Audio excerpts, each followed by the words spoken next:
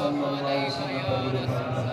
الصلاۃ والسلام علیک یا سیدی یا رسول اللہ وعلی آلک واصحابک یا سیدی یا حبیب اللہ۔ الصلاۃ والسلام علیک یا سیدی یا نور اللہ وعلی آلک واصحابک یا شفیع المذنبین۔ یہ مہینہ شباد المعظم کا مہینہ ہے۔ اس سلسلے میں نے 2-4 گزارشات پیش کرنی ہے، اس کے بعد انشاءاللہ العزیز ختم پاک، دعا اور اس کے بعد لنگر۔ یہ مہینہ حضور نبی مکرم صلی اللہ علیہ وسلم کی امت کے لیے بہت اہم مہینہ ہے۔ سبحان اللہ، سبحان اللہ۔ اس کی برکتیں شب برات کے علاوہ بھی ہیں، کیونکہ حضور کی آل پاک کی ولادتیں اس ماہ میں بہت زیادہ ہوئی ہیں۔ بی بی زہرا پاک سلام اللہ علیہا کی ولادت باسعادت، حضرت امام حسین پاک رضی اللہ تعالیٰ عنہ کی ولادت باسعادت، حضرت غازی عباس علمدار کی ولادت باسعادت، اس کے علاوہ شہزادہ قاسم کی مولا حسن پاک کے بیٹے کی ولادت باسعادت، حضرت علی اصغر کی ولادت باسعادت۔ اچھا، یہ تو ساری ولادتوں کے علاوہ جو سب سے اہم میرے خیال سے، دوسروں کا مجھے پتہ نہیں، دوسرے مکاتب فکر میں جو بھی سوچتے ہیں وہ سوچتے رہیں، میں 6 تاریخ کو ماسٹر خدایار صاحب اور بھائی عباس صاحب اور قاری صاحب، قاری علیہ رابط صاحب دامت برکاتہم العالیہ کے حکم پہ ان کی مسجد حضرت مسجد حسن رضی اللہ تعالیٰ عنہ میں گیا ایک محفل پاک پہ، تو حضور سیدی سراج الحق لکھی وال شریف دامت برکاتہم العالیہ کا ایک بیان تھا، انہوں نے ورفعنا لک ذکرک پہ موضوع پہ بیان فرمایا اور بہت خوبصورت باتیں کی۔ فرمانے لگے، وہ میں آپ کو بتانے لگا ہوں، فرمانے لگے کہ کوئی مانے یا نہ مانے، قرآن کہہ رہا ہے ورفعنا لک ذکرک، کہ اے محبوب ہم نے تیرے لیے تیرے ذکر کو بلند کر دیا، بلند تر کر دیا۔ پھر انہوں نے چھوٹی چھوٹی مثالیں دی، اور وہ مثالیں میں آپ کے گوش گزار کرنا چاہتا ہوں۔ اس کے بعد شبان المعظم کی وہ میں بات کرنے لگا ہوں کہ کوئی مانے یا نہ مانے، ہم تو مانیں گے، کہنے گے۔ اچھا، وہ فرمانے لگے کہ آدم علیہ السلام نے جب وہ دانا کھایا، جنت سے باہر نکلے، میں مختصر چھوٹی چھوٹی ان کی وہ باتیں سمجھانے کے لیے آپ کو تمہید باندھنے لگا ہوں۔ تو وہ فرمانے لگے کہ آدم علیہ السلام جب دنیا میں اس زمین پہ تشریف فرما ہو گئے، تو پھر وہ چونکہ جنت سے آئے تھے تو پریشان تھے کہ اللہ تبارک و تعالی سے کیسے میں معافی کا خواستگار رہوں۔ تو لوح محفوظ پہ مختصر بتانے لگا، لوح محفوظ سے پہ لکھا ہوا انہوں نے پایا کہ محمد رسول اللہ، لا الہ الا اللہ محمد رسول اللہ۔ تو سائیں سراج الحق دامت برکاتہم اللہ فرمانے لگے کہ یہ پہلا میلاد تھا جو یعنی اس سے پہلے تو اللہ کریم نے فرشتوں میں کیا، دنیا میں یہ بتا رہا ہوں کہ یہ پہلا میلاد تھا جو آدم علیہ السلام نے لا الہ الا اللہ محمد رسول اللہ کا وسیلہ پا کے اللہ تعالیٰ سے دعا فرمائی تھی۔ دوسرا حضرت داؤد علیہ السلام کا انہوں نے چھوٹے چھوٹے میں کلپ آپ کے سامنے ذرا رکھ رہا ہوں کہ داؤد علیہ السلام کی انہوں نے بات فرمائی کہ بہت خوبصورت آپ کی آواز تھی جب وہ ذکر کیا کرتے تھے، یعنی اللہ اللہ اللہ یا اللہ کا ذکر فرمایا کرتے تھے، تو آواز میں چاشنی اتنی تھی کہ لوگ پہ وجدانی کیفیت آ جایا کرتے تھے اور وہ حالت اضطرابی میں چلا جایا کرتے تھے۔ اب اس کے بعد وہ حالت اضطرابی سے واپس کیسے آنا ہوتا تھا؟ تو پھر حضرت داؤد علیہ السلام کو حکم آیا کہ آپ لوہے محفوظ پہ جو لکھا تھا نا لا الہ الا اللہ محمد رسول اللہ، وہ آپ ذکر کیا کریں، محمد رسول اللہ کا ذکر کیا کریں، انشاءاللہ یہ جو ہے اس حالت اضطرابی سے باہر آ جایا کریں گے۔ تو یہ بھی ایک میلاد کا طریقہ تھا۔ ایسے ہی حضرت یوسف علیہ السلام کو زلیخا رضی اللہ تعالیٰ عنہ نے جب وہ خرید لیا، یا کہہ لیں کہ ان سے شادی آپ کی ہو گئی، تو وہ ہر وقت حضرت یوسف علیہ السلام کو دیکھتی رہتی تھی، تکتی رہتی تھی۔ یہ حضرت سیدی شاہ سراج الحق رحمۃ اللہ تعالیٰ علیہ کی میں منہ مبارک سے وہ باتیں آپ کو سنا رہا ہوں کہ ایک ولی کامل کی زبان سے جو باتیں، یہ ہے ویسے تصوفانہ باتیں یہ عام۔ تو یوسف علیہ السلام و تسلیمات کو وہ دیکھتی رہتی تھی، تو پوچھا کہ زلیخا تو مجھے کیوں دیکھتی رہتی ہے؟ اللہ۔ تو زلیخا کہنے لگی کہ میں اس لیے دیکھتی ہوں کہ میرے دل میں ایک خواہش تھی کہ آپ سے شادی ہو جائے، الحمدللہ شادی ہو گئی، تو آپ سونے کہتے ہیں کہ میں تو آپ دیکھتی رہنی ہے، تکتی رہنی ہے اس واسطے۔ اچھا، حضرت یوسف علیہ السلام نے پھر وہاں پہ فرمایا کہ اے زلیخا میں تمہیں ایک بات نہ بتاؤں، ایک وقت آنے والا ہے جب مجھ سے بھی کوئی خوبصورت آئے گا، ایک وقت آئے گا، وہ آنے والا ہے کہ جو مجھ سے بھی کوئی خوبصورت آئے گا۔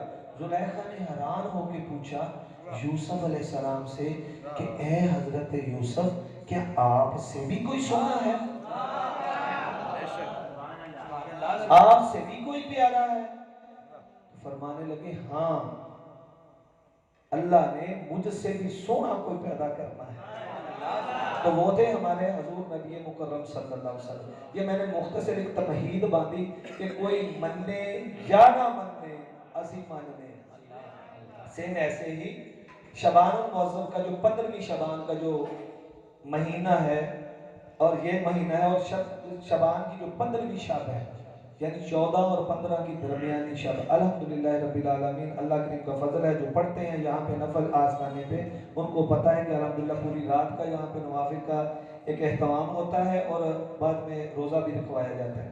تو الحمدللہ جس دن ہم نے میرے خیال سے چورا شریف جانا ہے، یا اس سے ایک دن پہلے جمعہ انشاءاللہ العزیز نصف شبان المعظم ہوگی، اور یہاں پہ نوافل کا باقاعدہ اہتمام بھی ہوگا، اور اللہ کے فضل سے پھر روزہ بھی رکھوایا جائے گا انشاءاللہ العزیز۔ تو کچھ مکتبہ فکر کے جو لوگ ہیں، جیسے پہلے کہہ رہا تھا کوئی مننے یا نہ مننے، مکتبہ فکر کے کچھ لوگ حالانکہ جانتے بوجھتے ہوئے یہ معاملات کرتے ہیں، حالانکہ صحاح ستہ میں ترمذی شریف میں حضرت امام ترمذی علامہ صاحب بیٹھے ہوئے، علیہ رحمت صاحب اور دوسرے علماء بھی بیٹھے ہیں، ترمذی شریف میں پورا باب بنتا ہے نصف شبان المعظم کے بارے میں۔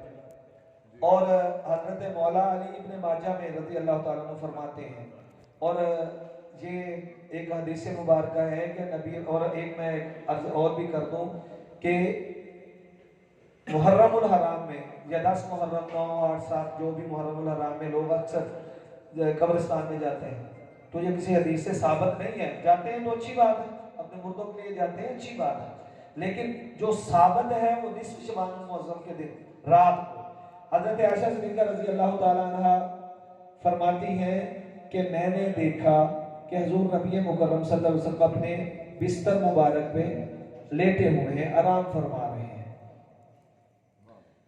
پھر تھوڑی دیر کے بعد جب میں نے دیکھا تو حضور تشریف فرما نہیں تھے، میں اٹھی باہر گئی، دیکھا، میرے ذہن میں خیال آیا کہ شاید ہو سکتا ہے کہ کسی زوجہ کے گھر میں چلے گئے ہوں۔ میں چلتے چلتے جنت البقیع کی طرف جب گئی تو حضور نبی مکرم صلی اللہ علیہ وسلم وہاں تشریف فرما تھے، اور قبرستان کے مردوں کے حق میں دعا فرما رہے تھے۔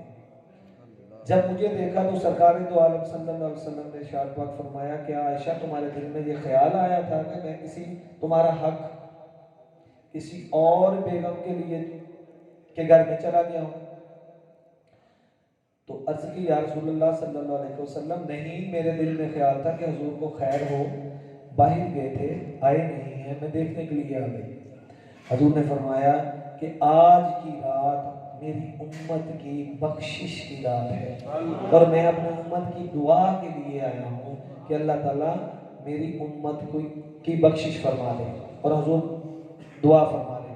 دیکھیں کوئی نہیں مانتا اس کی مرضی, لیکن ایک گولڈن چانس ہے. میں آپ کو چھوٹی سی اس کی مثال بھی دے دیتا ہوں. دیکھیں کوئی میں یہ کہہ نہیں رہا کہ یہ فرض ہے. آج کی جو نصف شبان المعظم کی جو رات ہوگی وہ فرض ہے, نہ پڑھیں گے تو پتہ نہیں کیا گناہ مل جائے گا معاذ اللہ. ایسی کوئی بات نہیں ہے. عشاء کی نماز باجماعت کو پڑھ کے سو جائے ورا الورا, اگر وہ پوری رات نماز پڑھ لے تو بسم اللہ, اگر نوافل پڑھ لے ذکر اذکار کر لے تو بسم اللہ. میری بات کی سمجھ آ رہی ہے نا آپ کو؟ وہ فرض نہیں ہے. اچھا پڑھنا کس نے ہے؟ اپنے لیے پڑھنا, اپنے گناہوں کی معافی کے لیے پڑھنا ہے. اور یہ عادت کی رات ہے. جس طرح مختلف یہی سمجھ لیں کہ بینک میں جو ملازمین ہیں وہ سمجھتے ہوں گے کہ وہاں پہ جنوری کے مہینے میں, جون کے مہینے میں, یہ 2 ماہ ایسے ہوتے ہیں کہ آڈٹ کے ہوتے ہیں ان کے, اور پورے 6 ماہ یا سال کی جو انہوں نے وہ آڈٹ کرنا ہوتا ہے کہ کہیں خرابی تو نہیں ہے. تو اس رات میں اللہ تعالیٰ کے فرشتے, نورانی فرشتے ہمارے نامہ اعمال کی جو کتاب ہوتی ہے نا وہ اٹھا کے اللہ کے پاک بارگاہ کے سامنے پیش کر دیتے ہیں. اللہ تبارک تعالیٰ وہ دیکھ رہا ہوتا ہے. اچھا جو بندہ نصف شعبان میں اللہ کی عبادت کر رہا ہوں, میں چھوٹی سی مثال ایک دینے لگا ہوں. ایک فقیر ہے, وہ باہر صدا لگا رہا ہے کہ کوئی ہے اللہ کا بندہ, کوئی ہے سخی جو مجھے کچھ دے. کوئی بندہ باہر آئے گا اسے دے گا, کوئی نہیں آئے گا نہیں دے گا. ایسے ہی اگر کوئی سخی آواز لگانا شروع کر دے, کوئی ہے بندہ لینے والا میں اسے دوں, سخی آواز لگانا شروع کر دے کہ ہے کوئی اللہ کا بندہ لینے والا میں اس کو دوں, تو اللہ تبارک و تعالیٰ پہلے آسمان پہ کس وقت آتا ہے؟ جب بندہ عام حالات میں تہجد کے وقت نماز پڑھتا ہے تو وہ اللہ تبارک و تعالیٰ پہلے آسمان پہ آ جاتا ہے. لیکن جب نصف شعبان المعظم آتی ہے تو جب سورج غروب ہوتا ہے تو اللہ تبارک و تعالیٰ وہ پہلے آسمان پہ آ جاتا ہے. ایک چھوٹی سی اور مثال دے دوں کہ دیکھیں بارش ہو رہی ہے. بارش ہوتی ہے 2 قسم کی. ایک بارش جس کو ہم بوندا باندی کہتے ہیں, ہلکی بارش. جھٹکے بندے میرے قاری اپنے ماسٹر صاحب تشریف فرمان ہے, وہ جب بارش ہوتی ہے نا وہ ایک بننا سکائی رکھ دی ہے, دوسرا بننا پہ رہتی ہے. ایویں ہی ہے جی, جی بوندا باندی کتے ہوندی کتے نہیں ہوندی. ایک بارش ہوتی ہے جو موسلا دار ہوتی ہے, جل تھالی والی بارش, اور اس سے کوئی بچتا نہیں ہے, یعنی ہر پہ پڑتی ہے. کوئی انجوائے کرنے والا باہر نہا لیتا ہے, یہ تو ہر پہ پڑتی ہے. اللہ تبارک و تعالیٰ نے یہ رحمت کی بارش اس رات ہر پہ ڈالنی ہوتی ہے. کسی کی قسمت کوئی لے لے, کسی کی قسمت وہ سویا رہے. سمجھ رہے ہیں میری بات؟ اچھا اس میں ایک اور بات بھی ہے. جو بندہ سویا رہے, قسمت کا مانا, جاگتا بھی رہے, بد نصیب کہہ لیں, وہ کون کون ہوں گے جس میں اس رات وہ جیسی بھی عبادت کرے قبول نہیں ہوگی؟ وہ بھی سن لیں. وہ شخص جو والدین کا نافرمان ہوگا. میرے عزیز بیٹے ہوئے بچے بیٹھے ہوئے ہیں, یہ سن رہے ہیں, جن کے والدین حجات ہیں, اللہ کی عزت کی قسم غنیمت سمجھ کے ان کی عزت کیا کریں, ان کا احترام کیا کریں, ان کا ادب کیا کریں, واقعات ادب کیا کریں. اگر آپ چاہتے ہیں کہ آپ کا بھی بڑھاپا اچھا رہے, اگر آپ چاہتے ہیں کہ آپ کے رزق میں کبھی کمی نہ ہو, اگر آپ چاہتے ہیں کہ آپ کی عمر میں کبھی یعنی کہ آپ کی عمر لمبی ہو جائے, اگر آپ چاہتے ہیں کہ آپ کا صحت آپ کی برقرار رہے, تو اپنے والدین کا تو احترام کیا کریں.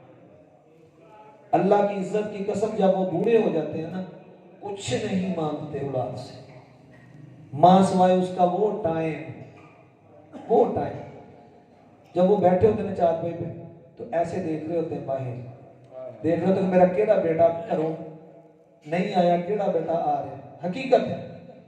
حقیقت ہے ماں ہو یا باپ ہو، گھر میں بیٹھا ہو پریشان ہوا لگتا ہے کہ پتہ نہیں میرا کون سا بیٹا وہ فلانا نہیں آیا ہو انہوں فون پہ کر، حقیقت ہے ایسے ہی جب والدین زندہ ہیں خدا را ان کی عزت احترام کرے، نہیں تو نصف شعبان المعظم کی رات آپ جتنی بھی عبادت کریں، جتنی بھی عبادت کر لیں، اگر آپ پہ آپ کے والدین راضی نہیں ہیں تو آپ کی عبادت بالکل بیکار ہے۔